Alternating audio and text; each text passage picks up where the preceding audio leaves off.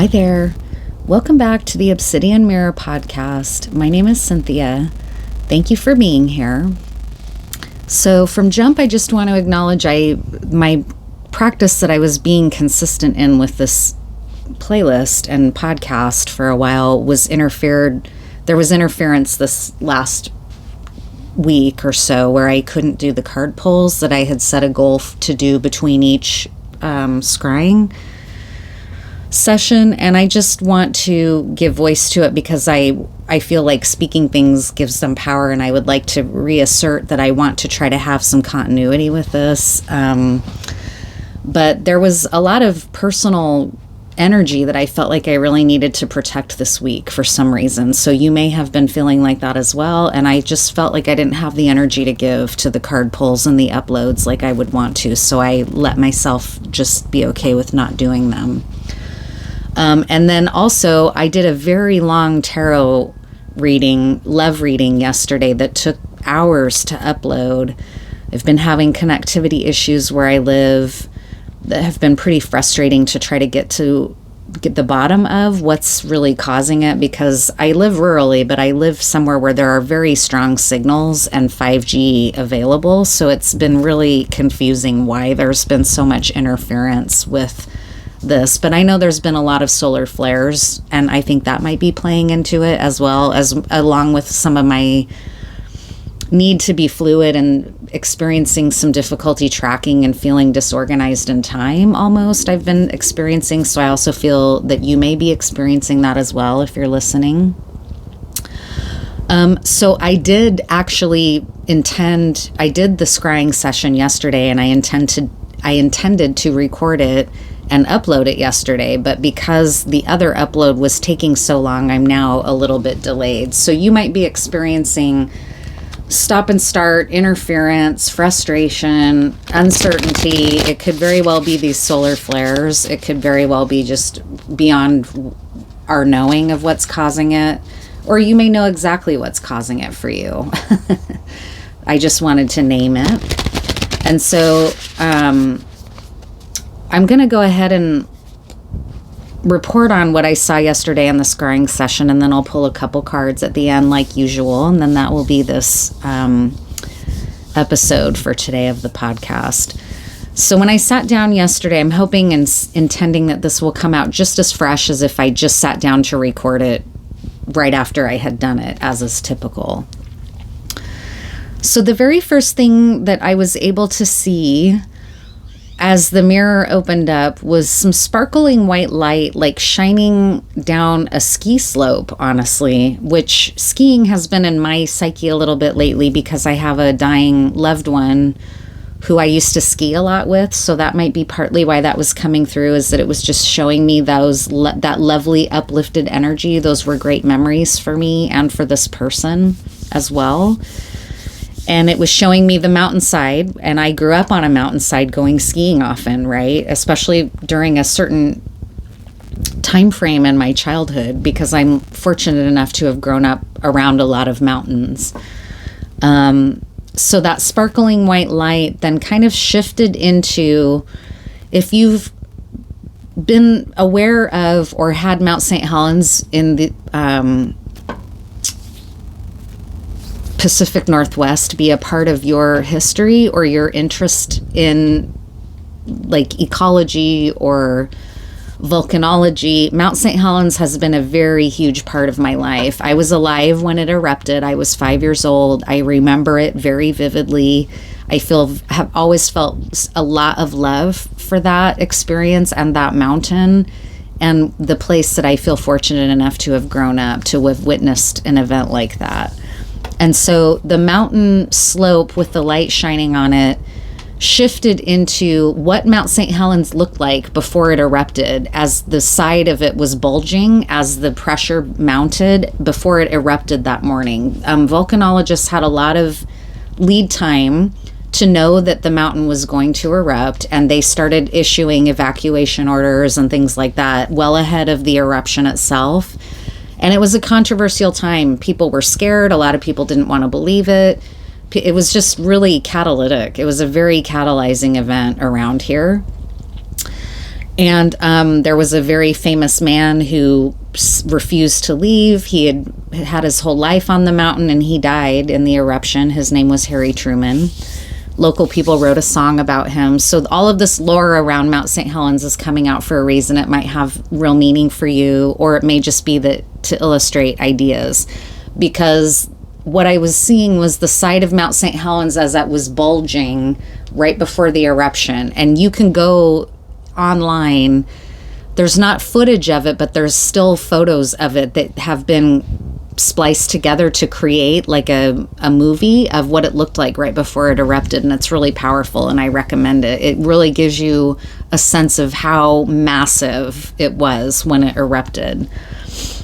So there was mountainous eruption happening, volcanic eruption, from a peaceful slope of a mountain and snow to a massive eruption. Then it showed me the way that light shines through cracks, kind of like the light was shimmering and shifting down the snowy ski slope. All of a sudden it was showing me like cracks and light shining through cracks, and then repairing pottery. And there's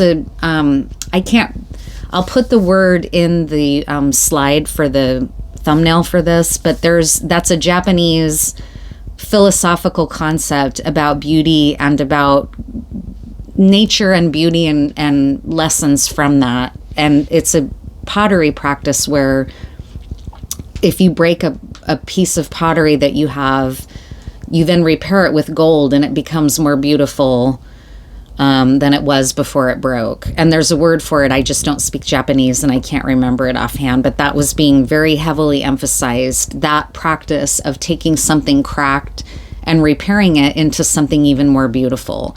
That also led then into, it was showing me that quote from, I believe it's from Rumi, the Sufi mystic, which is, the cracks in your soul are where the light can come through. So there was something about that. And I don't know if it's Rumi. Please don't come on here and eviscerate me if I'm quoting the wrong person in history.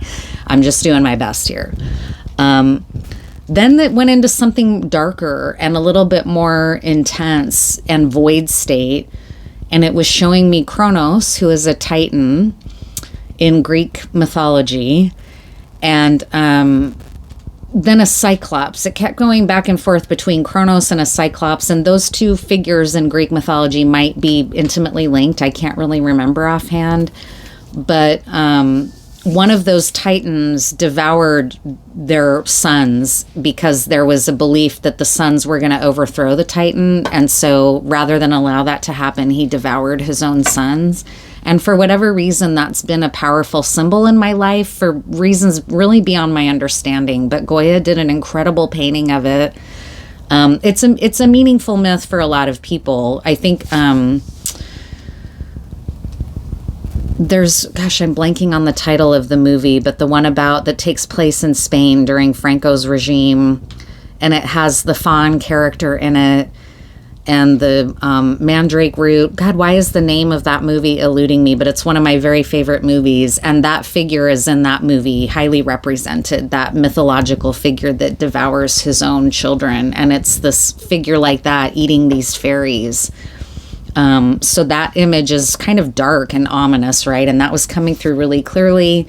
Then I think it's a Latin phrase, chasm odonton, which is mouthful of teeth, came through. Chasm odonton, that's kind of an in-joke between myself and an old friend of mine that I grew up with, who both of us have a shark phobia, probably from Jaws. Then, so chasm odonton kept being emphasized, then Kronos, then also a lamprey eel, which is an eel that I grew up around, and that's a sacred first food to the First Nations people of this land where I live. I live in Chinook country, as well as multiple other tribes recognized right in this region around the Columbia River. Lamprey eel is a first food that's a sacred food to the first people here. I grew up being afraid of the lamprey eel because they look freaky, right? If you see one up close, they're just this mouthful of teeth and they're kind of scary looking. And as a kid, I always was afraid that a lamprey eel, they were in the Washougal River, which is where I grew up. And I remember always being afraid that I would get a lamprey eel sucking on my leg.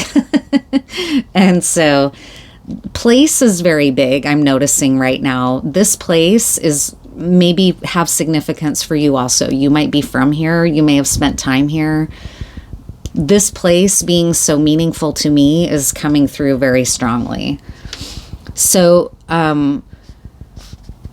those were all kind of juxtaposing images of this sort of chasmous mouth with teeth. And the viperfish was another fish that came through from the water element several sessions ago in multiple sessions, and then that had morphed into kind of a steel trap. So there's a running or a reoccurring theme right now about that chasm odonton, or mouth full of teeth. Then there was a period of kind of void and quiet, and then it went into the lingam stone, which is a phallic symbol.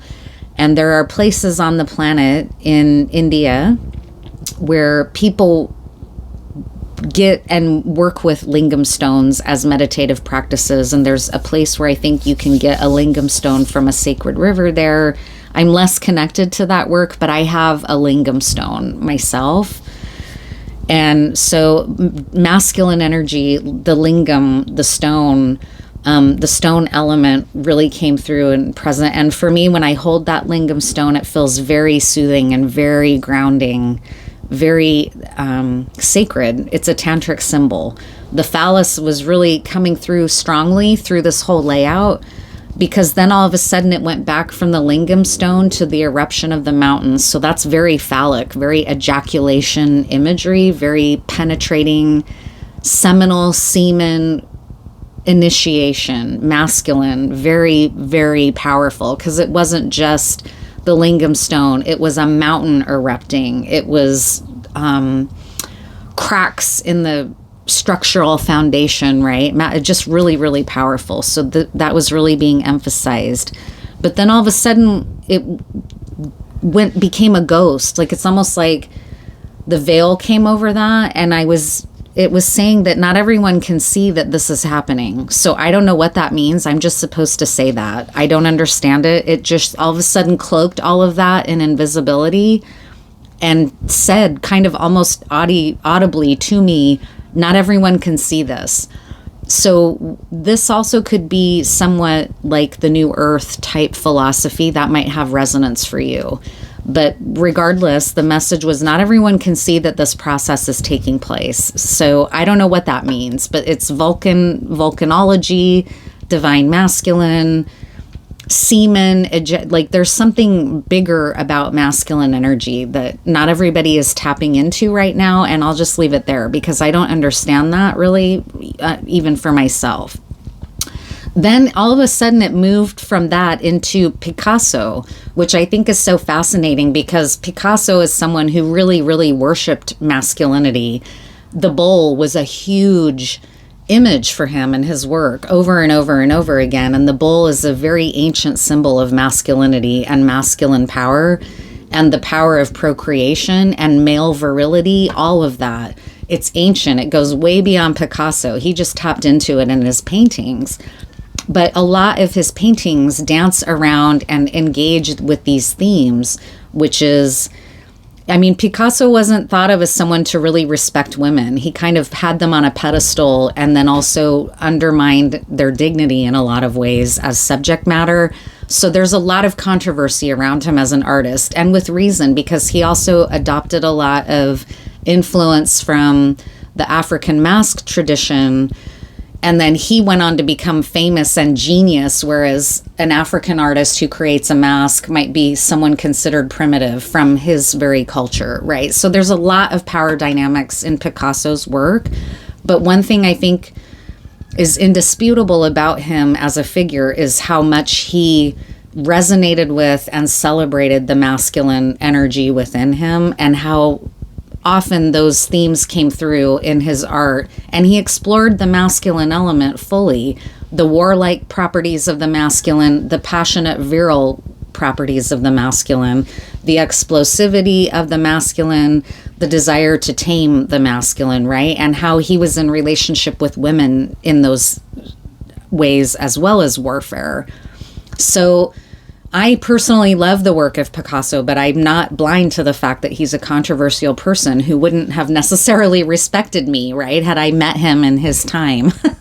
He might have thought I was beautiful, but didn't see the full human in me, right? Or something like that. So Picasso and Spain might be coming through for someone as well, because we spoke to that movie of... God, it's driving me insane. If I would just maybe if I stop talking for a second, the name of the movie will come to me.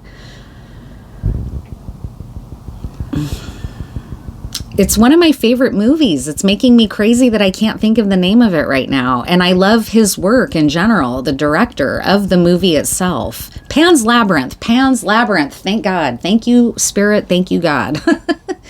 So Pan's Labyrinth might have meaning for you. That movie has meaning for me, and it has so many deep themes in it, and it was so celebrated as a movie because it probably has resonant themes for many of us. Collective unconscious themes about power, about void state, about power dominating over other power and power layers and all of that. And so also, I just want to point out that as I sat down to read, I really wanted to hang on to my amethyst crystal point, which is a very phallic crystal point for whatever reasons. It's just shaped like a penis. And I never really thought about that until now. As I'm holding it, I'm like, this is super phallic.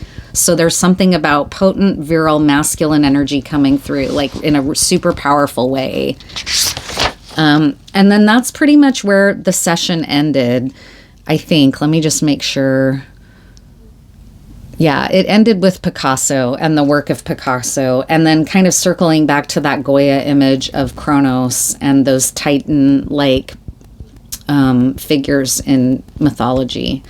So now I'm just going to pull one more card or two here to tie it all together and close this reading out. So lots of cool themes for sure for me. These are all themes I love to ponder.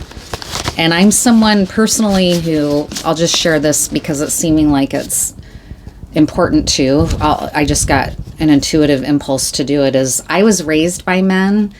And so though I am a really pretty fierce, unapologetic feminist, I also really, really love men and have at times had kind of a, I don't know, like a worship of the phallus personally before I really understood why or how. So there's something really potent and erotic coming through about the masculine energy that I really resonate with physically. So I'm feeling like I need to speak that because that might be true for you as well. There may have been there are definitely trauma relationships for people around imbalanced and toxic masculinity where like sexual violence is carried out, right? Versus that's a toxic version of virility. It's not even about sex then. It's about domination and control and conquest, right?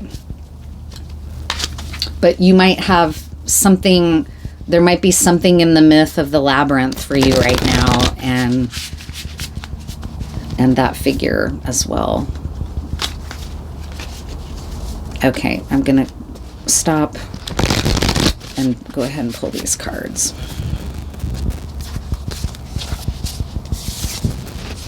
Yeah, Knight of Cups, the Tower, the King of Pentacles. Could it be more perfect? My God. The Knight of Cups is a masculine figure connecting to their heart center and writing forth from their heart in a passionate, uncontained way, followed by the Tower. The Tower is that mountain eruption, ejaculation, explosion, shocking, but for some reason it's also cloaked.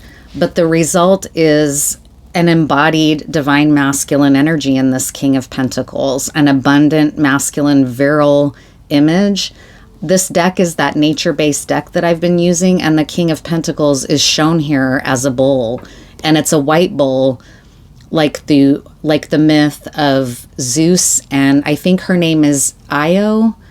I think she's the human that Zeus seduced, but then there's some mix up, like Hera became jealous and caused the human woman that Zeus had seduced to fall in love with this bull. So there's a lot of Spain, bull, virility, masculine, Picasso, Goya, place, volcano, eruption. This is a very potent energy and very powerful energy. It's very healthy masculine energy, but it's extremely powerful. And I guess I'll just leave it there. So I really thank you for being here. I'm honored to do this reading today. It seems to have been slow walked for a reason. I don't really know why, or else I'm just reading too much into everything and it's just the solar flares or whatever. Not everything has to be loaded with meaning, right? But sometimes I'm vulnerable to that, like seeing meaning in literally everything, and that's exhausting. So anyways, I'll close the reading here. Thank you, and I'll see you in the next one.